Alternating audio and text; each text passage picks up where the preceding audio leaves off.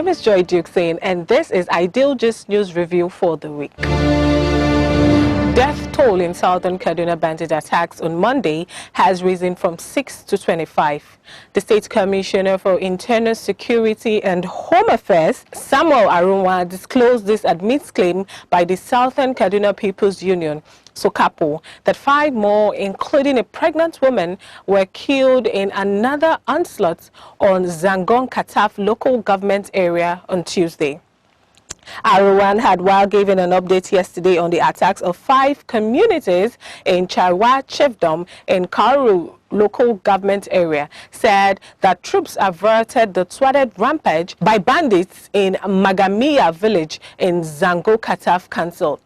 The commissioner said that one of the bandits was arrested while a resident was hit by a stray bullet in Magamiya, also in southern Kaduna.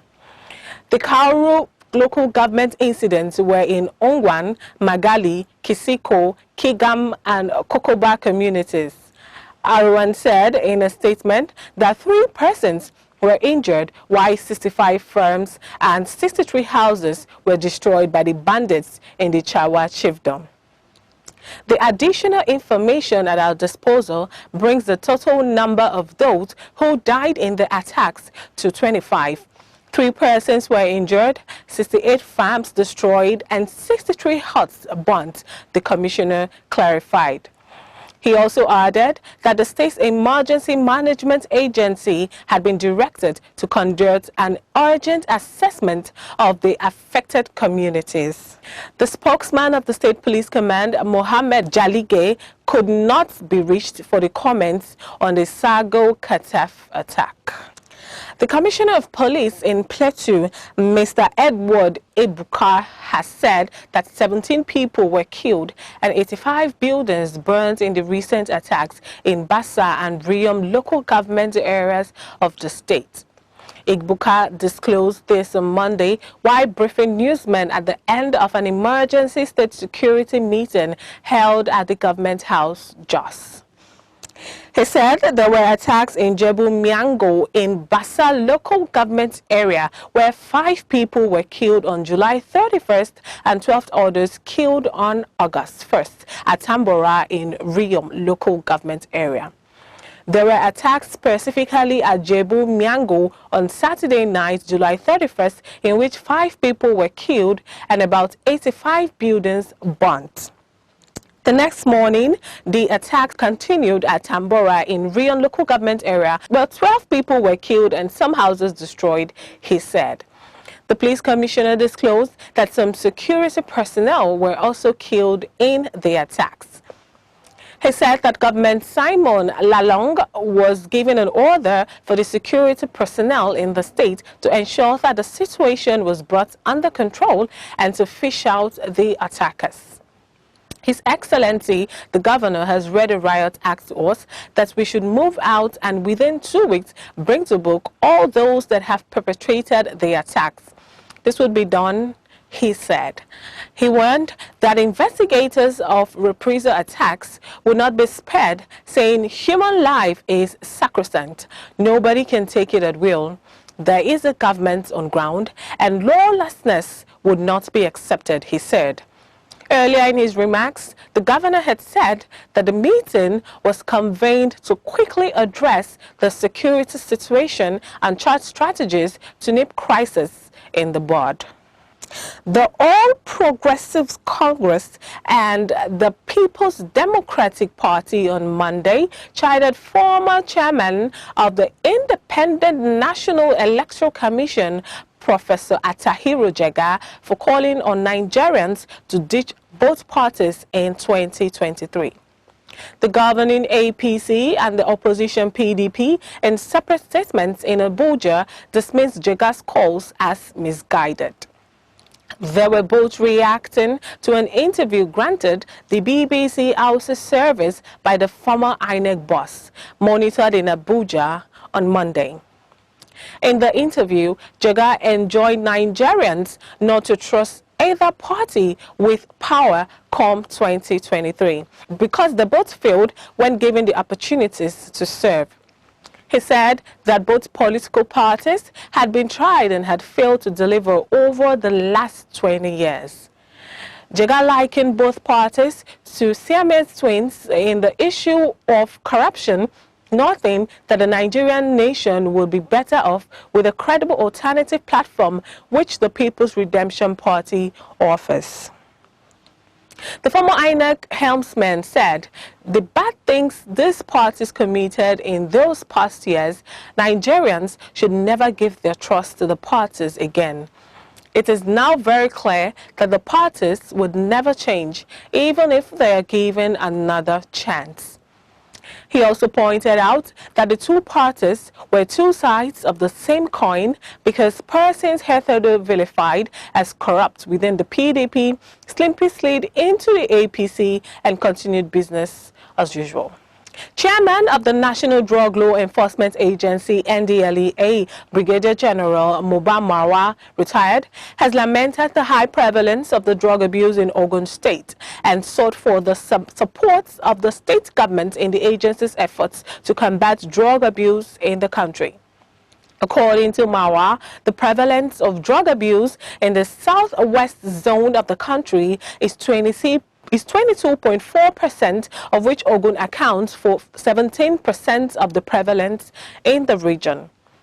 Marwa made the disclosure yesterday during an official visit to Governor Dapo Abiodun at his Oke-Masa office, Abeokuta, as part of his nationwide appraisal and advocacy visit to the state command of the NDLEA.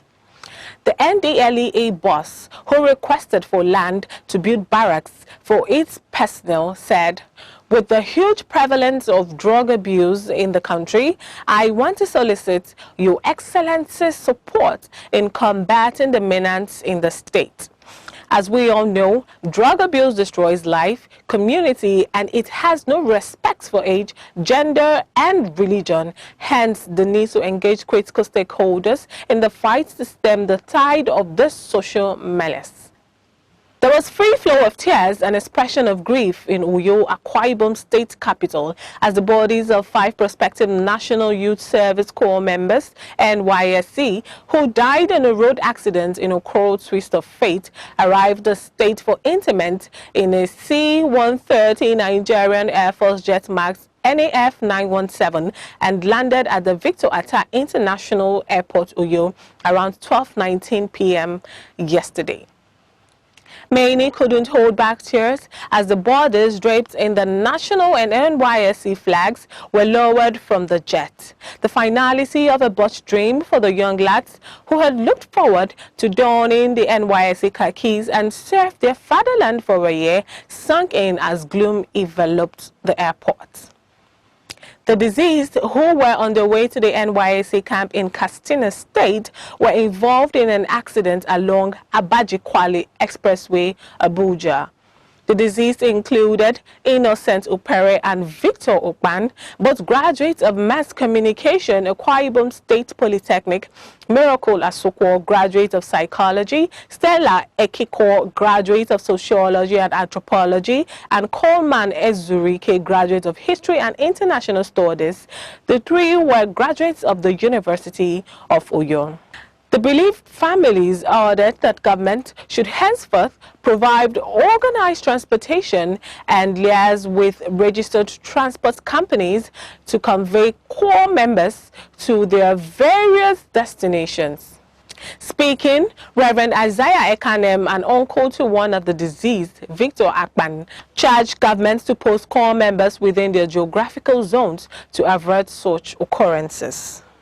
The National Agency for Food and Drug Administration and Control, NAFDAC, has raised concern over the frequent rejection of food and agricultural commodities from Nigeria by the United States of America and the European Union, EU member countries of accounts of poor quality.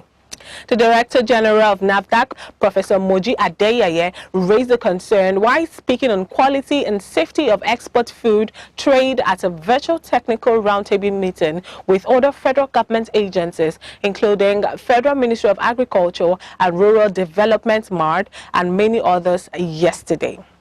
She therefore called on all the regulatory agencies at the port saddled with the responsibility of ensuring high quality of imports and exports to find urgent and lasting solutions to a rapid alert system for food and feed RASFF border rejection notifications from the European Commission on products originating from Nigeria.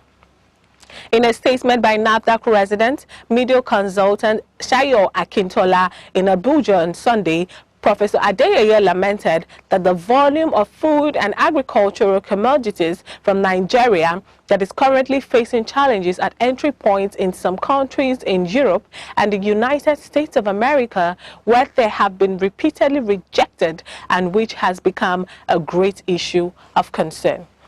She also revealed that Nigerians' products meant for export markets are faced with presence of contaminants such as pesticides, residues, notoriously dichlorphs, and other impurities exceeding maximum permitted level, and some with inadequate packaging and labeling, which had caused a lot of product rejections in the global markets. According to her, the international market is competitive in nature and only welcomes products of high quality with relevant certifications and quality packaging that is environmentally friendly to trade globally, stressing that the problem of the quality, standard and certification and appropriate packaging for made in Nigeria products destined for export has been an issue in the international market, and there is need to address the issue of rejection.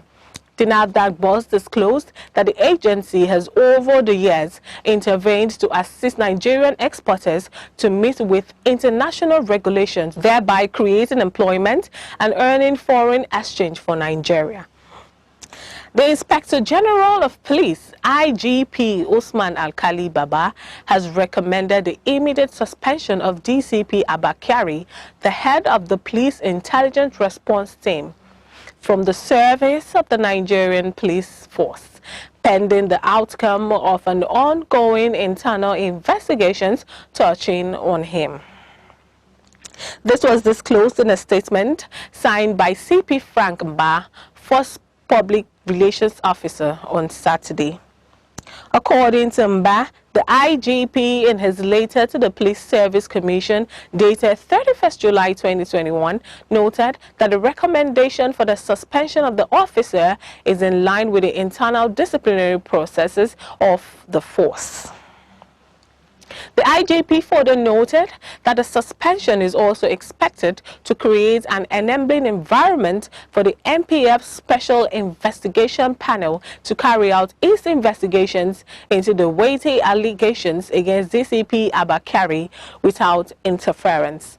The suspension is without prejudice to the constitutional presumption of innocence in favor of the officer, the statement said. Team Nigeria's Grace Nwokocha on Monday in Tokyo advanced to the semi-finals in the women's 200 meters event.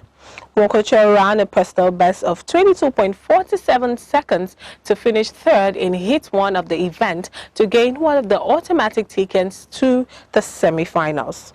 Cote d'Ivoire's Marie-José Talou won the heat with 22.30, while the Bahamas' Shani Mila Uibo was second with 22.40.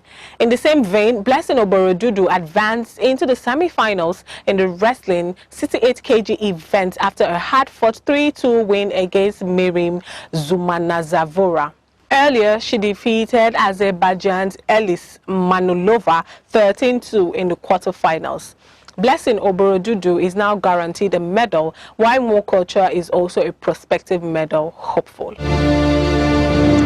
The family of late Nollywood actress Rachel Oniga has said her body will be laid to rest on August 26th and 27th, 2021.